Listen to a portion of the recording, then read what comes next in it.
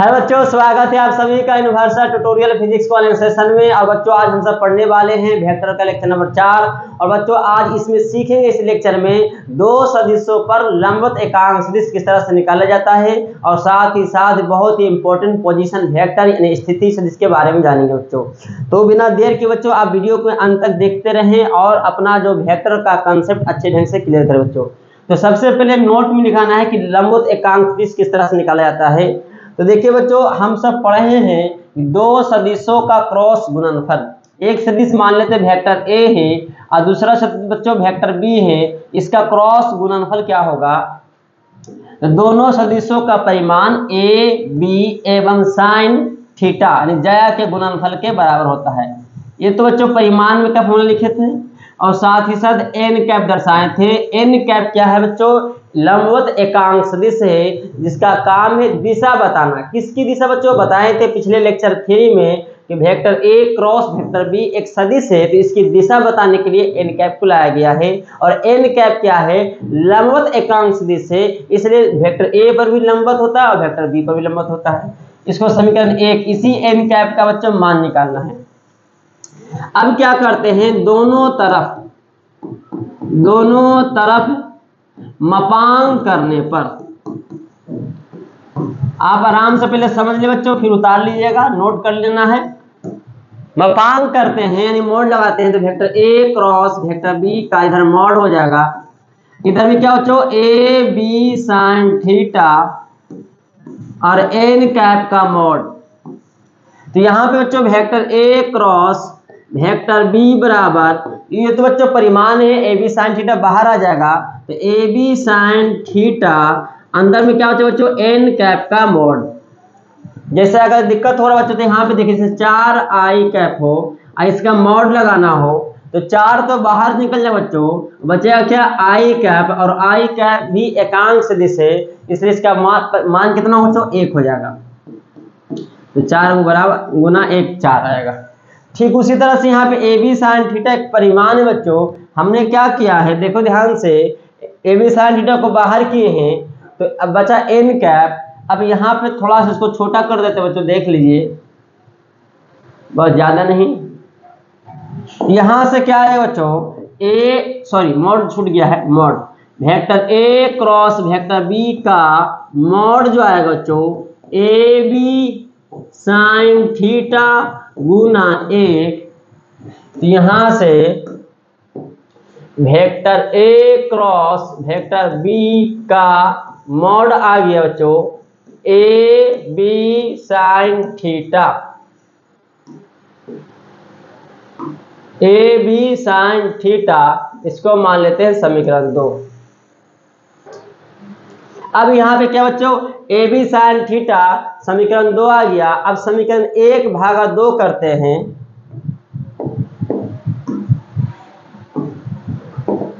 समीकरण 1/2 इस तरह इसको कर रहे हैं। अब समीकरण 1 हमें निकालना हो तो एन कैप 2 करते हैं, तो क्या होगा? Vector A cross vector B बटा एलएचएस का यहाँ पे एलएचएस में vector A cross vector B है, और यहाँ पे vector A cross vector B का मॉड है बच्चों। मॉड आ जाएगा यानी एलएचएस का अनुपात बटा कर दिए पहले, अब बराबर आरएचएस का बटा करेंगे। तो यहाँ पे ऊपर में क्या है? पहले समय A B sine theta n cap और बटा में बच्चों क्या आएगा? A B sine theta. थोड़ा देख लें तो यहां से बच्चों कुछ कट जाएगा। तो क्या कटेगा? ए बी साइन थीटा और A B sine theta cut जाएगा। तो यहां से फॉर्मूला आ गया बच्चों किसका?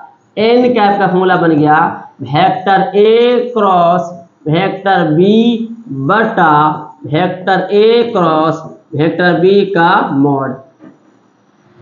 यानी किसी भी दो सदिशों पर लंबवत एकांक सदिश किस तरह से निकालेंगे? तो दोनों सदिशों का क्रॉस गुणनफल करेंगे और बटा दोनों सदिशों का क्रॉस गुणनफल का परिमाण।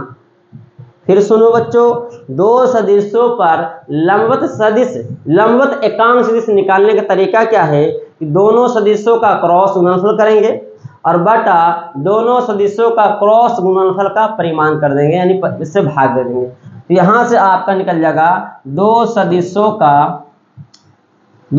पर लंबवत एकांक सदिश। ये बच्चों फॉर्मूला आ गया, आप लिख सकते हैं।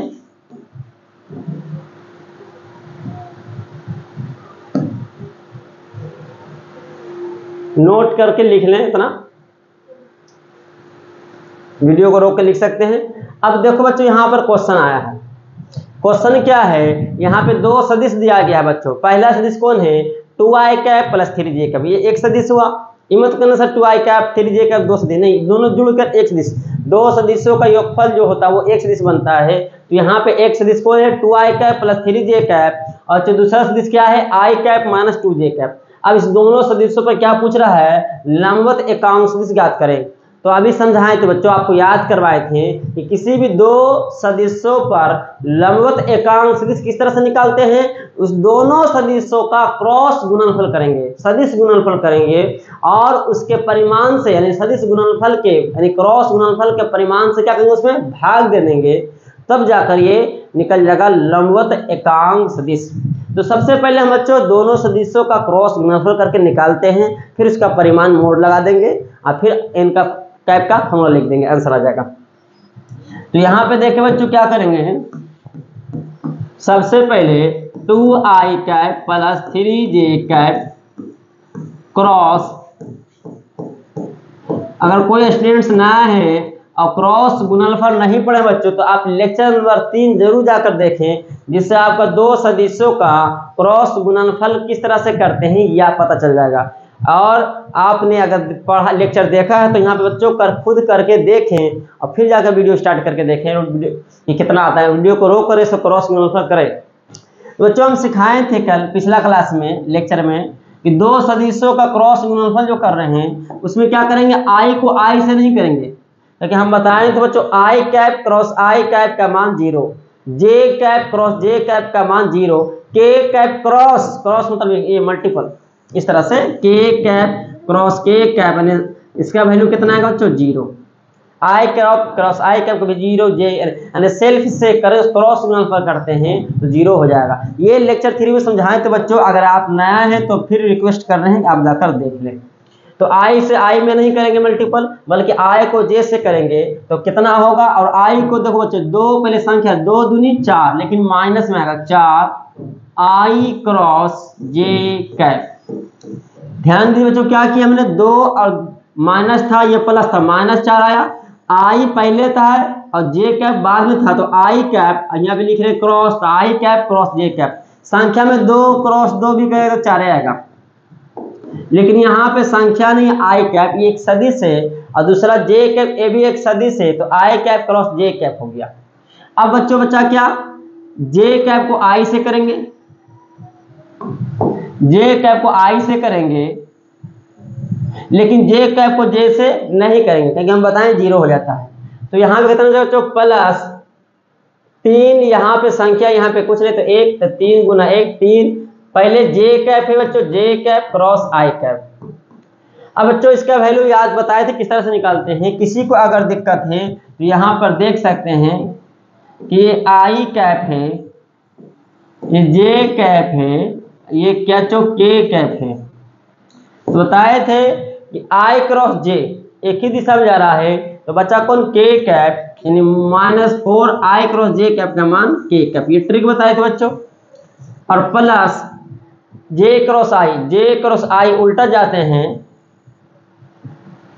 उल्टा करते हैं बच्चों, तो यहाँ पे k तो बचेगा, लेकिन j क्रॉस i उल्टा रखने से माइनस क्या आएगा, तो 3 गुना माइनस k कैप, माइनस बाहर आ जाएगा, तो -4k कैप और -3k कैप, बच्चों कितना जाएगा, -7k कैप। ये किसका मान निकला, 2i cap plus 3j cap,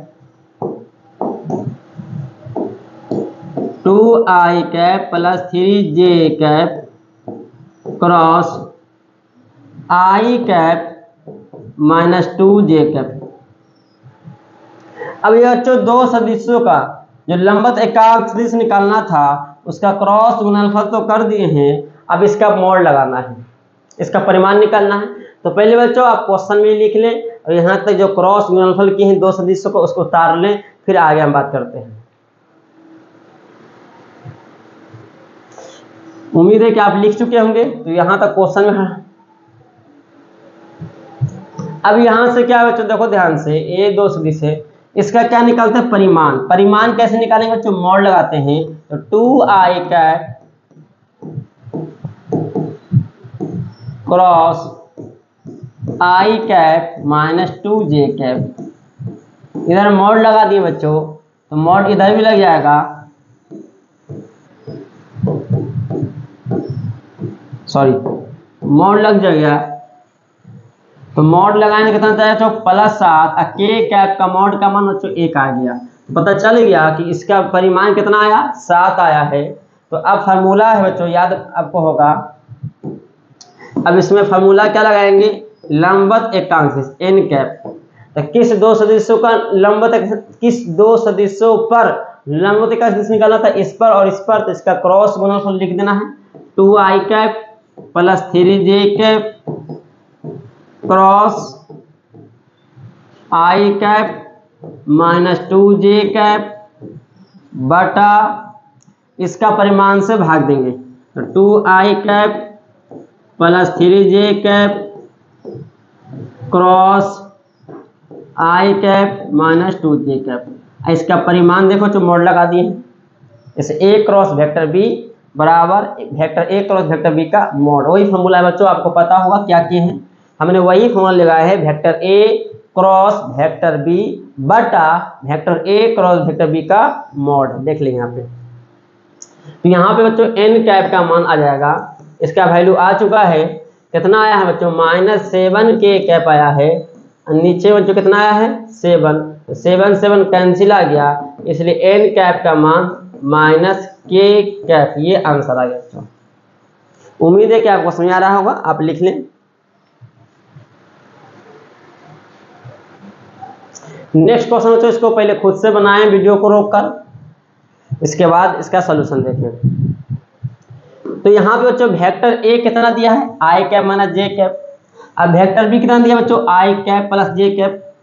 अब यहाँ पे निकालना है इस दोनों पर लंबवत एकांक सदिश, तो क्या करेंगे पहले दोनों का क्रॉस गुणनफल करेंगे, और उसके क्रॉस गुणनफल जो आएगा उसका परिमाण से उसमें क्या कर देंगे भाग दे देंगे, भागफल कर देंगे, तो आ जाएगा लंबवत एकांक सदिश।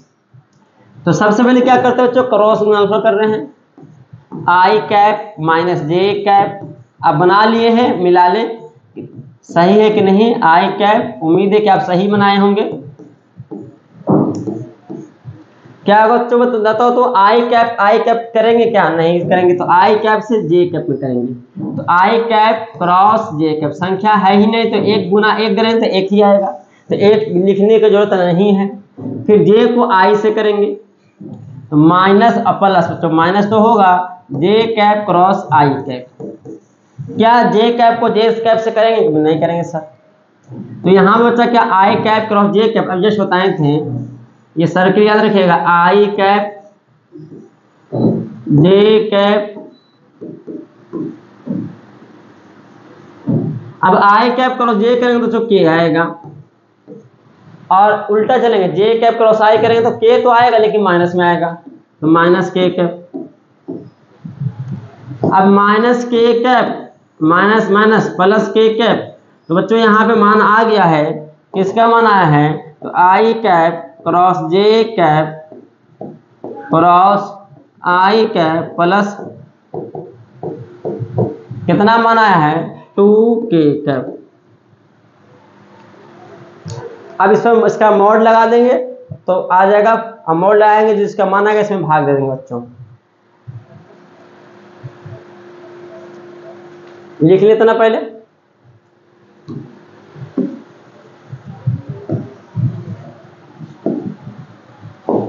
इसका मॉड बताओ कितना बच्चों आएगा, मॉड लगाते हैं अगर है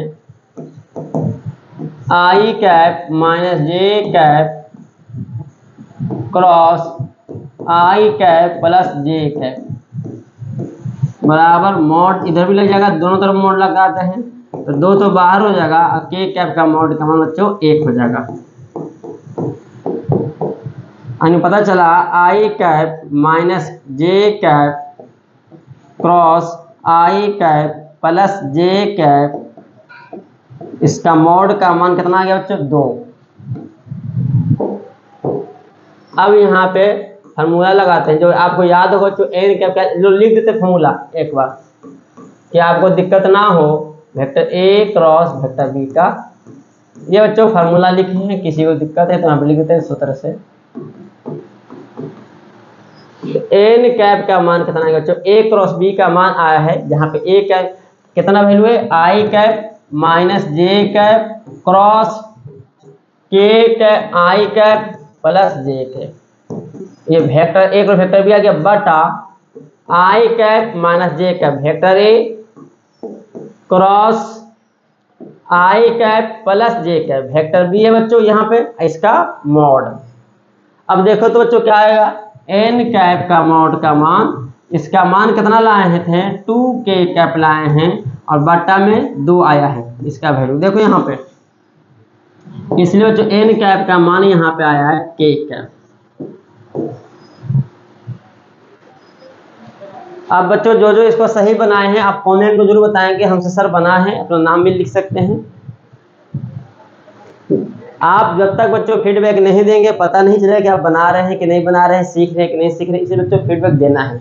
और बच्चों यहाँ पे आप इसको हल्के में लेकर नहीं पढ़ना है कि चलो भाई टाइम पास, खेला नहीं चल रहा बच्चों, पढ़ाई चल रहा है। अगर आप सीरियसली का मतलब ये नहीं कि टेंशन लेना है, पढ़ना है, एक जिम्मेदारी समझना कि हमको पढ़ना है और आपको जो समझाया जा रहा है उसको नोट्स बनाना है और कॉपी लिखना है, और जो जो बनाया जाए उसको बनाने दिया जाएगा, तो आपको जो ऑनलाइन में भी आप अच्छे ढंग से सीख सकते हैं और समझ सकते हैं, जिससे आप ऑफलाइन में सीख सकते हैं। और तो जब ऑफलाइन जब क्लास आएंगे और इसका जब देखेंगे उसको खुद से जब बनाएंगे क्लास में, तो आप पहले बना कर रख देंगे, क्योंकि बच्चों आपने ऑनलाइन में सीख चुका है, इसलिए थोड़ा सा ध्यान देकर पढ़ना है।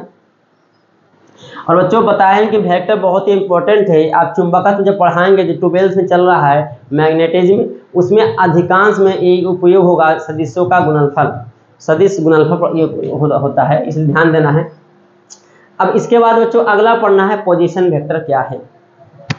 स्थिति सदिश, स्थिति का मतलब होता है स्थित, कहाँ पर स्थित है, तो कहाँ पर स्थित कोई भी पिंड, कोई भी व्यक्ति, कोई भी वस्तु हो तो उसका स्थिति मतलब दूरी पूछना चाहता है। स्थिति का मतलब दूरी, जैसे कल कहें सर हम यहाँ पर स्थित है, तो यहाँ पर स्थित है मतलब दूरी बताना पड़ेगा, ऐसे बोलने बोलेगा हम यहाँ पर स्थित है, दूरी बताना पड़ता है कितना दूरी है। तो एक कौन पे मान लेते हैं फिर रेफरेंस कि नहीं स्टेशन से इतना दूरी पर है, बाईपास से इतना दूरी पर है, या कोचिंग से इतना दूरी पर है, या इस जगह से इतना दूरी पर है, उसको स्थिति बताया जाता है, पोजीशन बताया जाता है। लेकिन किताब में किसी भी पिंड की स्थिति या किसी भी वस्तु की स्थिति बताना होगा बच्चों, तो कहाँ से बताएंगे, थोड़ा सोचो तो। क्योंकि सर वहाँ पे जो स्थिति बताएंगे स्टेशन से नहीं बताएंगे, कोचिंग से नहीं बताएंगे।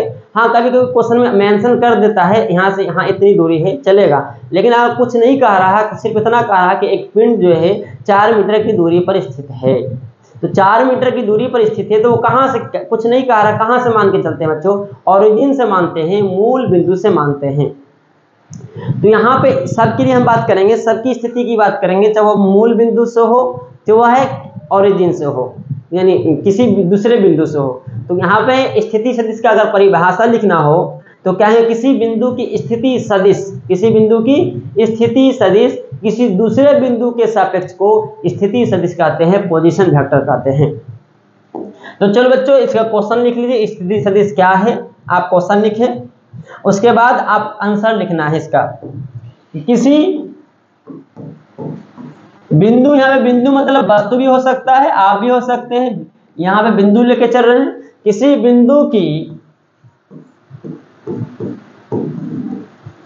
स्थिति दूसरे, हम लिखते हैं बच्चों, डरने की नहीं है बात है, स्थिति का मतलब आपको समझाने के लिए कि आपको दिक्कत ना हो स्थिति से, आपका स्थिति बिगड़ नहीं जाए, तो आपकी स्थिति नहीं बिगड़े इसके लिए हम आम भाषा में लिख दिए दूरी। तो किसी बिंदु की दूरी दूसरे बिंदु के सापेक्ष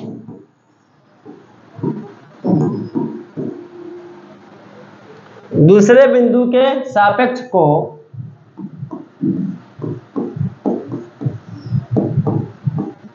स्थिति सदिश कहते हैं। यहाँ पे स्पेशल दिया जाए बच्चों, स्थिति मतलब दूसरे बिंदु नहीं बोलेंगे, यहाँ पे एक स्पेशल देते किसके सापेक्ष, मूल बिंदु के सापेक्ष।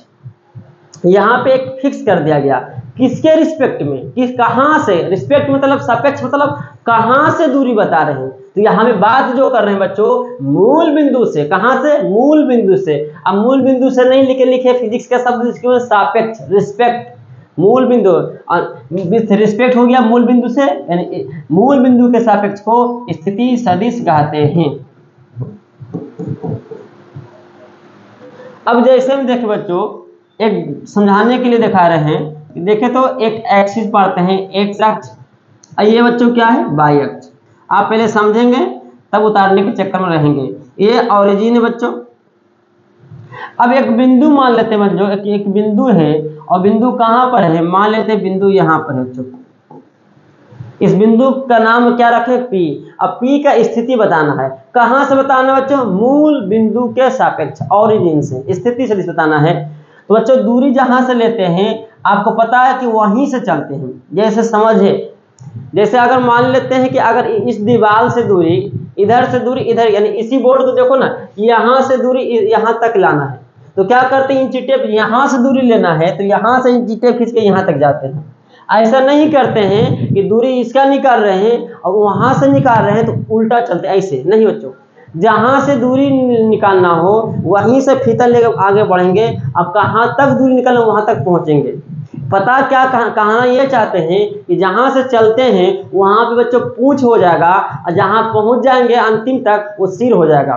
तो यहाँ पे दूरी जो बच्चों बताना है वो दूरी कहाँ से बताना है, आपको दूरी जो बताना है वो मूल बिंदु से कहाँ तक बताना है, P तक। तो बच्चों ऐसा नहीं कि ऐसे तीर खींचेंगे, या देखिए कि P से दूरी तो आ जाएगा बच्चों O से P की, लेकिन यहाँ पे गलत हो जाएगा क्योंकि यहाँ पे दूरी आपने दिखा दिया कहाँ से दूरी, P की दूरी O, P से दूरी ले लिए है कहाँ तक, O तक, लेकिन ये सही नहीं है। दूरी कहाँ से लेना है तो मूल बिंदु से, तो मूल बिंदु से पूछ होगा, यहाँ पे सिर होगा।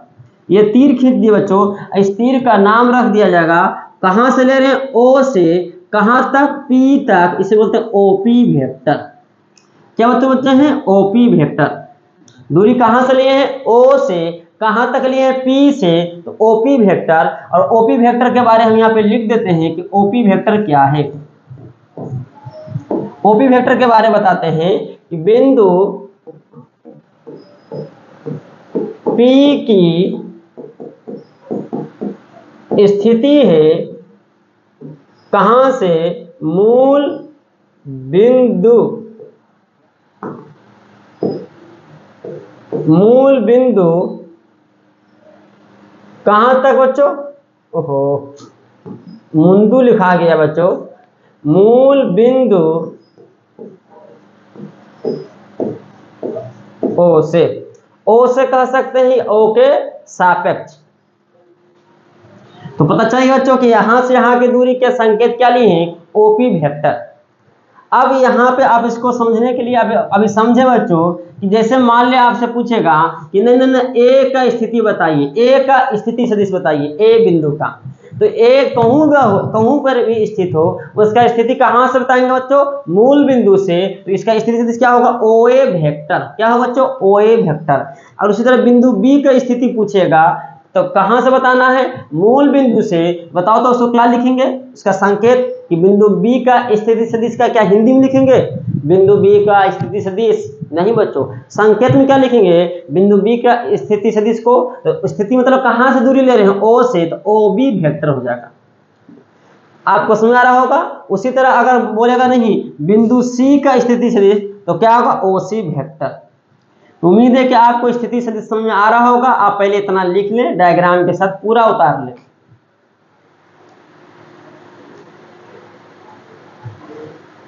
अब यहां पे देखें बच्चों क्या है, अब यहाँ पे निकालना क्या है कि हमको जैसे तुम क्वेश्चन, हाँ यहाँ पे तो सिंपल सा, जरूरी तो नहीं बच्चों कि कभी कभी क्वेश्चन में मेंशन कर देगा कि बिंदु A का स्थिति सदिश बताइए B के सापेक्ष, बी का स्थिति बताइए सी के सापेक्ष, यानी किसी बिंदु का स्थिति पूछ रहा है लेकिन मेंशन कर दिया है, चर्चा कर दिया कहाँ से, इसके सापेक्ष। अगर चर्चा नहीं करता तो डायरेक्ट हम बताते कहाँ से, मूल बिंदु के सापेक्ष। कहाँ से बताते दूरी, मूल बिंदु से। तो चलिए इस टाइप से क्वेश्चन होगा तो किस तरह से इसका वैल्यू निकलेगा, आप क्वेश्चन पहले लिखें। क्वेश्चन लिखे बच्चों, बिंदु बी की स्थिति सदिश बताना है किसके सापेक्ष, बिंदु ए के सापेक्ष ज्ञात करें। ये बच्चों क्वेश्चन है, आप क्वेश्चन पहले लिख लें। हमें दूरी बताना है बी का, कहां से, चर्चा कर चुका है क्वेश्चन में, कहां से बच्चों, ए से। तो चलिए पहले क्वेश्चन लिख लें। जैसे बच्चों यहां पे दिखाने के लिए कि एगो तीर खींचते, इधर देखो,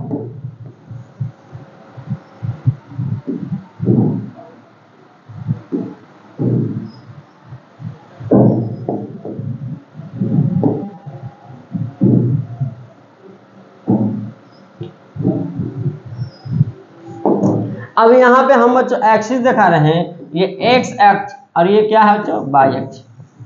अब इसी एक्सिस पर ए और बी कहाँ पर स्थित होगा, चाहे पहला क्वाड्रेंट में होगा, दूसरा में होगा, तीसरा चौथा, कहाँ पर भी होगा। हम मान लेते हैं बच्चों कि ए स्थित कहाँ पर है, ए स्थित यहाँ पर है और बी स्थित बच्चों यहाँ पर है। मान लेते हैं ऐसा, कोई जरूरी नहीं, हो सकता है ए इधर हो, बी इधर हो, सी बी ए इधर हो, कहीं भी हो सकता है। हम मान लें बच्चों कि ए यहाँ पर स्थित है और बी यहाँ पर स्थित है। अब गौर से देखिए क्वेश्चन क्या कर रहा है कि बी का दूरी बताना, बी की दूरी बताना कहाँ से, ए से। तो कैसे तीर खींचेंगे बच्चों बताओ, तो क्या ऐसे खींचेंगे, ऐसे कि नहीं सर ये सही नहीं होगा। तो कैसे तीर खींचा जाए बच्चों, थोड़ा सोच के बताएं आप, तीर किस तरह से खींचा जाए, बता पाएंगे बच्चों तो बताएं, जल्दी से बताएं। क्या इधर से तीर खींच सकते हैं बच्चों ऐसे करके, कि ये सही है? तो सर ये सही नहीं है, गलत है। क्यों गलत है बच्चों बताओ? तो सर आपने बताया कि बी की दूरी बताना है, कहाँ से, ए से। यहाँ तो ले लिए बच्चों बी से दूरी कहाँ तक, ए का, यानी ए की दूरी निकाल दिए, कहाँ से, बी से। तो उल्टा हो गया बच्चों, तो सीधा कीजिए। तो अब ये पता चला कि ए की दूरी, सॉरी ए से बी की दूरी, यानी बी की दूरी कहाँ से ले रहे हैं, ए से। जहां से दूरी लेते बच्चों वहां पर पूछ, और जहां तक दूरी निकालता हूं वहां पे सिर। क्लियर? यानी हमें अब बताओ इसका नाम को बता दो बच्चों कि इसका नाम क्या लिखा जाए। जैसे पी का स्थिति निकाल रहे थे मूल बिंदु ओ से, तो लिखे थे ओपी वेक्टर।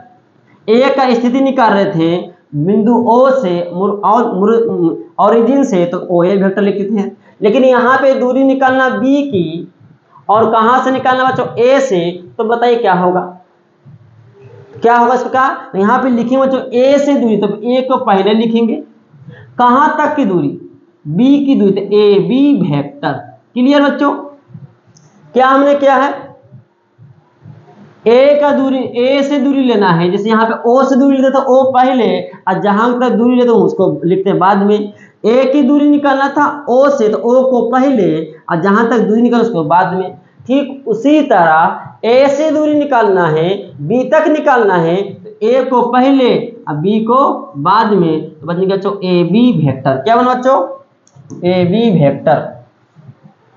पता चल गया कि बी का स्थिति सदिश को ए के सापेक्ष कैसे लिखते हैं, ए बी वेक्टर। अगर वो बच्चों बोलता, अब इसके आगे हम निकालेंगे, लेकिन पहले तुमसे ये पूछ लेते हैं कि अगर नहीं ए की दूरी पूछता और बी से दूरी पूछता, बी से, तो कैसे लिखते हैं? तो सर बी से पूछता तो बी को पहले, ए को बाद में, बी ए वेक्टर।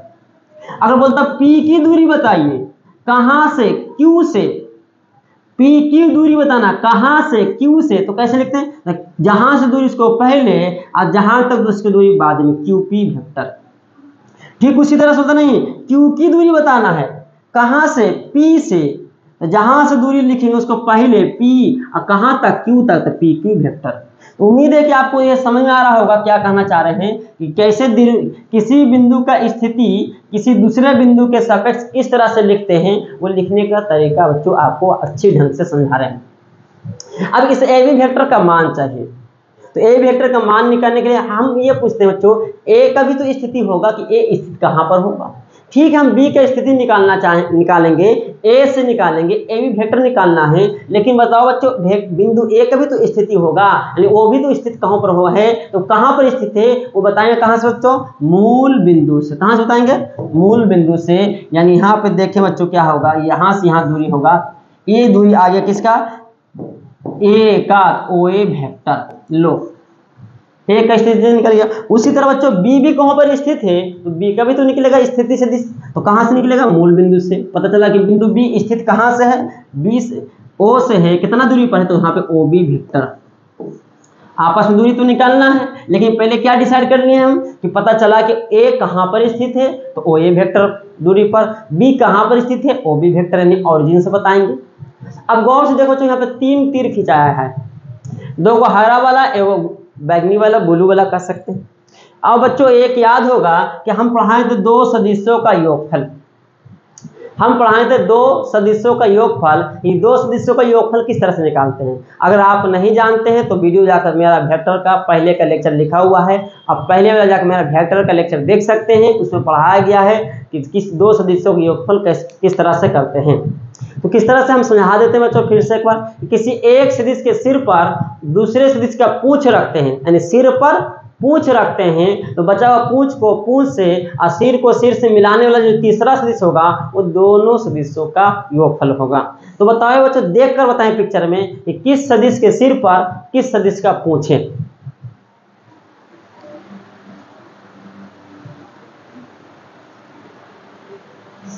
जल्दी बताएं बच्चों, किस सदिश के सिर पर किस सदिश का पूंछ है। तो देख लिए होंगे सर, ओ बी वेक्टर के सिर पर, ये तो सिर पर सिर मिला हुआ है, लेकिन यहाँ पे देखा जाए एक सिर एक पूंछ है, तो पता चला किसके सिर पर, ओ ए वेक्टर के सिर पर ए बी वेक्टर का पूंछ है। पता चला कि ये वाला और ये वाला आपस में जुड़ रहा है, और फिर बचा हुआ पूंछ को पूंछ से और सिर को सिर से मिलाने वाले 3 तीर जो बना है, इन दोनों तीरों का योगफल होगा। तो यहाँ पे लिखेंगे बच्चों क्या, सदिश के योगफल के नियम से, सदिश के योगफल। आप आराम से पहले समझें, उसके बाद उतारना है। क्या है बच्चों, ओ ए वेक्टर के सिर पर क्या हो रहा है, ए बी वेक्टर का पूंछ जुड़ गया, और जुड़ के क्या बना बच्चों, ओ बी वेक्टर। तो देखो तो बच्चों ए बी वेक्टर का मान आ गया होगा, O B vector minus O ए वेक्टर। तो बच्चों ये फार्मूला है जो आप याद रखिएगा कि ए बी वेक्टर बराबर क्या बना, तो जिसका स्थिति निकालना है उसको पहले लिखें स्थिति ओ बी वेक्टर, और जिसके सापेक्ष निकालना उसको क्या करते हैं बच्चों, घटा दिया गया है। यानी बी का स्थिति निकाल रहे हैं तो बी का स्थिति सदिश पहले, और जिसके सापेक्ष निकाल रहे हैं उसको क्या किया गया, घटाया गया है। ये आप आराम से डायग्राम लिख लें, उसके बाद आगे बात करते हैं सब।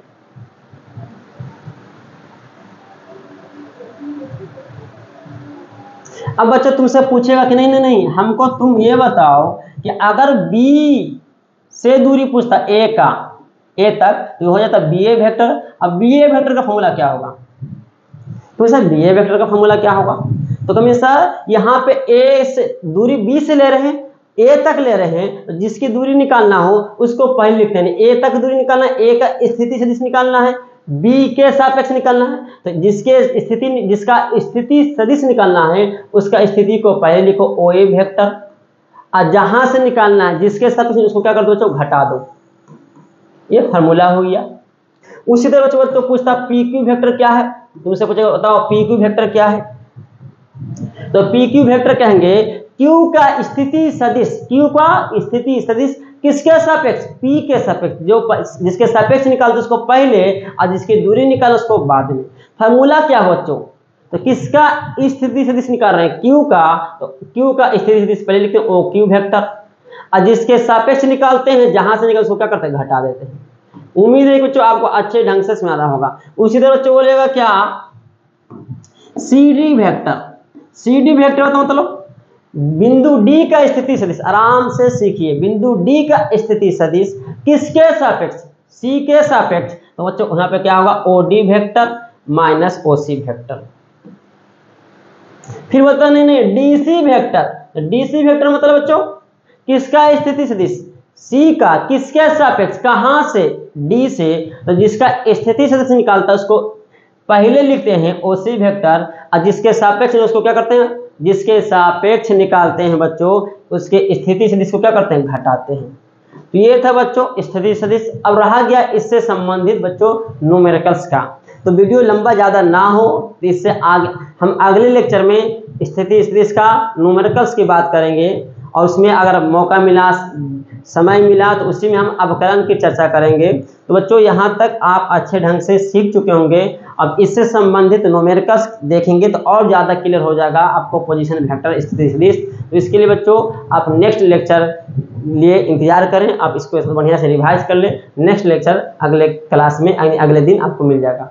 तो बच्चों मन से तैयारी करें, आप इस्तेमाल करें वक्त का। और बच्चों ये 11th अगर आप बहुत अच्छे ढंग से मजबूत कर लेते हैं तो 12th बहुत आपके लिए अच्छा होगा।